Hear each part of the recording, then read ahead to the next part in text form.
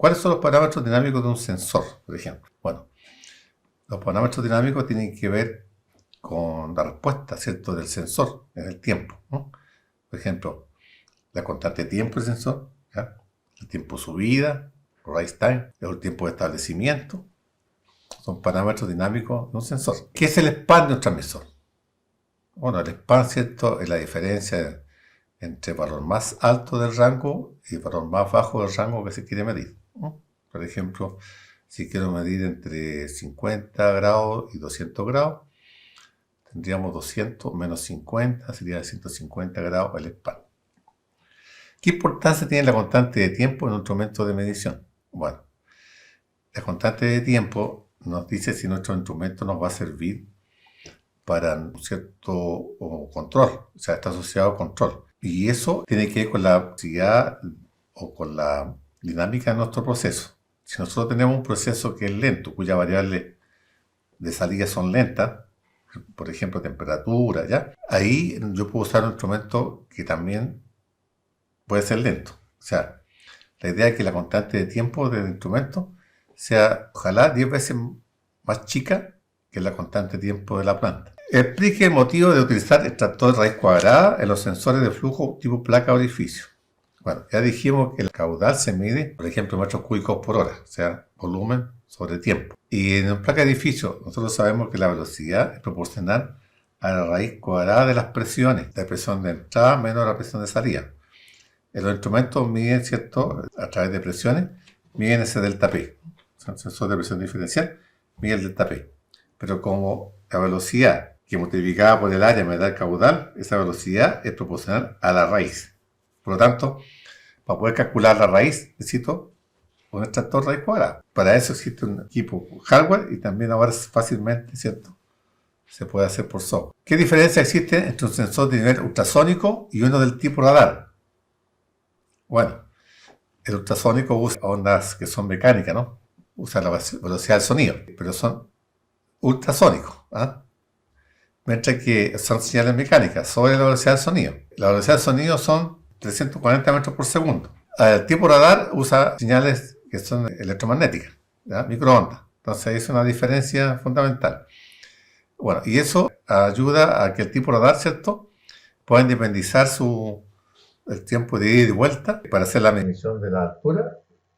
Se puede independizar incluso la temperatura y de la densidad, ¿ya?, que afectan al sensor de nivel ultrasónico. ¿En qué unidades y qué rango entrega en su salida un transmisor eléctrico y uno neumático? Ya. Eléctrico, ¿cierto?, entrega 4 a 20, neumático de 3 a 15 PSI.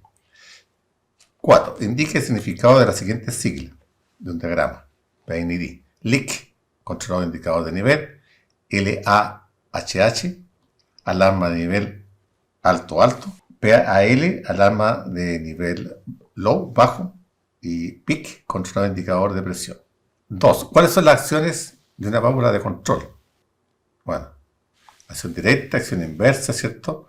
Tiene que ver también si, por ejemplo, si él se va a abrir cuando estamos aumentando su entrada o se va a abrir cuando estamos bajando su entrada. Y, por ejemplo, en una válvula neumática, ¿cierto?, si subo el aire para abrir, ¿cierto? Entonces, si subo el aire para abrir, sería una acción directa. Y tiene que ver también con la condición de falla, ¿no? Porque aquí nos interesa, ¿cierto?, que cuando hay una falla de aire, la válvula quede cerrada o quede abierta. Está asociado también a eso. 3. ¿Qué factor de proceso debe considerarse principalmente al seleccionar un flujómetro magnético? Bueno, el flujómetro magnético, como es un instrumento que mide en base a una FEM, que esa FEM proviene del líquido, ¿ya? Entonces tiene que tener una cierta conductividad mínima. Es el factor principal, conductividad del líquido. Por ejemplo, transmisores, ¿ya?, que utilicen distintas termocuplas, ¿ya? Tenemos entonces autocalibración, ¿ya? Se puede jugar con los rangos, ¿ya?, de medición.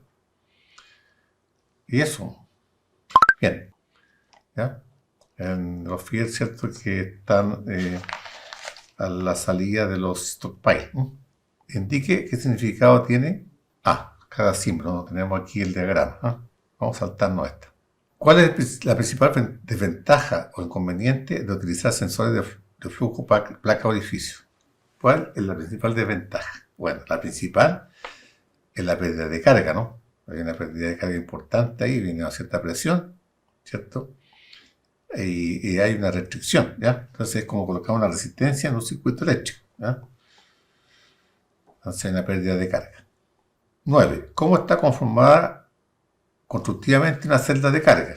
Bueno, la celda de carga tiene los strain gauge o galgas tensiométricas, ¿cierto? Que son pequeñas resistencias y van adosadas a un metal, tipo cilindro así, ¿ya? Van adosadas a la pared del cilindro y en conjunto forman una celda de carga, ¿ya? Con las cuales podemos medir varias cosas, ¿no? Incluso torque, peso, nivel, ¿ya? Presiones. Pregunta, ¿en qué aplicaciones se debe utilizar actuadores hidráulicos? Bueno, en aquellos que requieren mayor potencia, ¿ya? Para vencer las presiones, digamos, en los ductos, ¿no?